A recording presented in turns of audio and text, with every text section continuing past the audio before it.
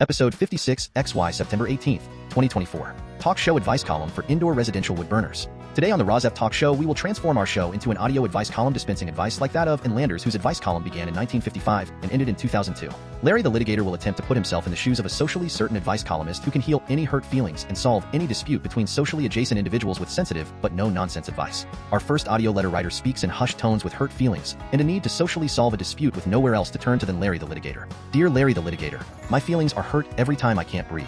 I can hardly get the words out to you, but I need to get the words out to an indoor residential wood burner whose PM2.5 with smoke enters my yard and sickens me. I tried to let my PurpleAir PM2.5 monitor speak for me like a personal robot like R2-D2 by collecting data on the level of PM2.5 above Environmental Protection Agency, National Ambient Air Quality Standards, EPA NAAQS of 35 micrograms per cubic meter in a 24-hour period or 9 micrograms per cubic meter annually, or by collecting data on level of PM2.5 above World Health Organization WHO standards of 5 micrograms per cubic meter, but my neighborhood indoor residential wood burner does not listen to the data. I was able to tell the indoor residential wood burner that wood burning is 90% PM2.5 particulate matter of 2.5 micrometer size, the perfect size to infiltrate the human lung, setting off a cascade of human health problems and early deaths. He was not moved by this information because he said it sounded rehearsed and not spontaneous. He prides himself on his spontaneity. We are so different. Is the indoor residential wood burner spontaneously oversharing his PM2.5?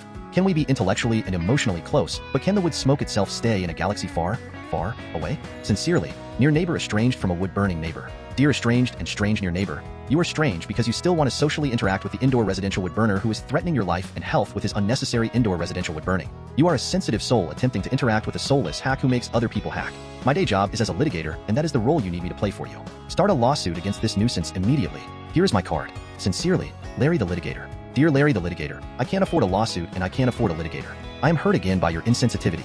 I will consult a psychic on how to approach my neighbor when his aura is receptive. Crying on the inside, hacking on the outside. Sincerely, near neighbor remaining estranged from a wood-burning neighbor. Larry the Litigator. Well, audience, I've solved the problem of my receiving these incessant letters from a near neighbor who just hasn't got the cash. Solar Sue, what are you doing on my stage? Solar Sue. Larry the Litigator, listen to me. People need a carrot in order to move away from indoor residential wood burning. Larry the Litigator. A bribe? I will not allow such talk on my show. Solar Sue. No, a carrot, like a carrot and a stick both work to move a donkey cart. The carrot dangles in front of the donkey's face, and the donkey moves forward and pulls a cart that helps a human also move forward. The donkey doesn't like the stick, but if the donkey doesn't move forward, sometimes the stick is used. Larry the Litigator. Not on my show. I don't want to be sued for using a stick on a donkey. Solar Sue.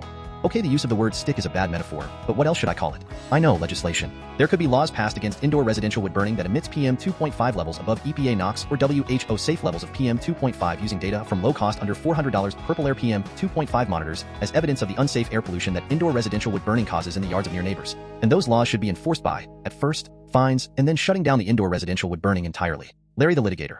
Like what that sad, sensitive letter writer was talking about. No more talk. Just action. Solar Sue. The problem is that the wood burning industry has worked to allow certification of wood stoves as safe when they are not safe. Wood stove certification should not even be happening. Just don't burn wood to begin with. The Office of the Inspector General OIG watchdog of the EPA issued a report in February 2023 concluding that the United States wood stove certification program called New Source Performance Standards NSPS was flawed, resulting in most or all wood stoves certified as safe today actually not being safe and not operating with PM2.5 emissions at safe levels. This is because the wood burning industry has successfully lobbied to include huge loopholes to compliance to already too lax standards for wood burning stoves since the wood stove certification program began long ago in 1987. Larry the Litigator.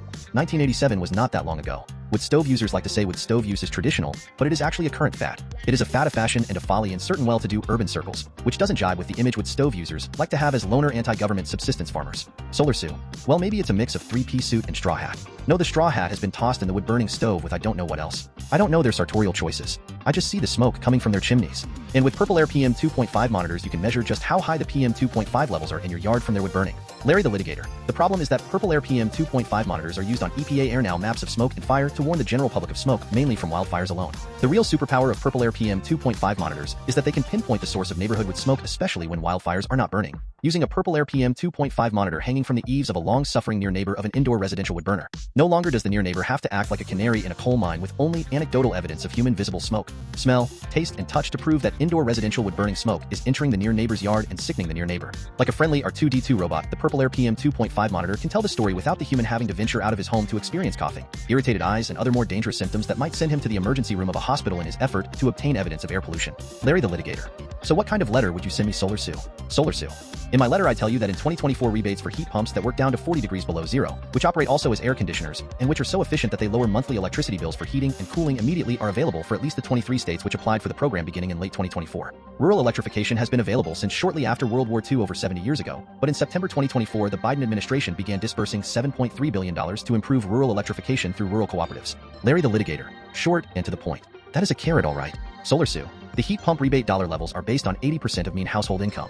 For instance, the 2024 median household income in Madison, Wisconsin for a family of 4 is $97,800. If your 4-person household income in Madison, Wisconsin is $97,800 or less, you can receive up to the $8,000 rebate before you walk out the door with your heat pump, which may make your purchase of a heat pump cost very little. You can look up the 80% of median income based on how many people you have in your household by county in a U.S. state at https://www.hoodooser.gov/portal/datasets/il2024/select_geography.odn. SolarSue. If you don't want to look up income levels yourself, watch the RAWSEP YouTube video for all 72 Wisconsin counties' income limits at episode 56 https://www.youtube.com/watch?v=XW6X0KMADNW&T=468S or the RAWSEP YouTube video for all U.S. capital cities' income limits at episode 56 XS https://www.youtube.com/watch?v=ZK6/TT5 do&T=76S. SolarSue. There will be more information about heat pump rebates, including on how to apply on the RAWSEP videos https://www.youtube.com/@RAWSEPresidents4370/videos as the heat pump rebates roll out across the United States in 2024. Call or write Larry the Litigator with your sad stories, or just tell your indoor residential wood-burning neighbor about heat pump rebates as an alternative to the sad solitude of hunching over a wood-burning stove for heat in an already heated-up world, thanks in part to the climate-hastening air pollution of wood-burning in a feedback loop of wildfire. Indoor residential wood-burning pollution, wildfire. Larry the Litigator. The role of Dear Larry didn't suit me. Thanks for your advice, SolarSue. Adieu for now from the Residents Against Wood Smoke Emission Particulates Talk Show.